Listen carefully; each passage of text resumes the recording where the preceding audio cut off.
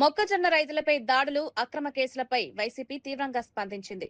రైతులకు మద్దతుగా రేపు ఛలో మామిళ్లపల్లి కార్యక్రమానికి పిలుపునిచ్చింది. మొక్కజొన్న రైతులను ప్రభుత్వం పూర్తిగా మోసం చేస్తోందని వైసీపీ నేత అంబటి మురళి ఆరోపించారు. రైతుల సమస్యలను పరిష్కరించకుండా వారిపై కేసులు పెట్టడం దారుణమన్నారు. రైతుల పక్షాన నిలబడేందుకే ఈ కార్యక్రమం నిర్వహిస్తున్నామని తెలిపారు.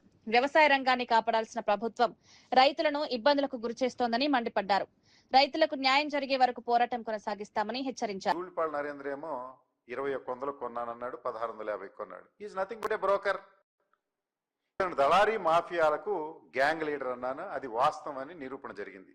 ఇది ఇలా జరిగితే దానికి తీవ్రమైనటువంటి ప్రతిస్పందన వచ్చింది. రాష్ట్ర వ్యాపితంగా ఈ విషయం వెళ్ళడం, ముఖ్యమంత్రి గారు కూడా ప్రతిస్పందించి కేంద్ర ప్రభుత్వానికి వెంటనే మొక్కజొన్న కొనుగోలు కేంద్రాలు తెరవాలని ఉత్తరం రాయడం జరిగింది.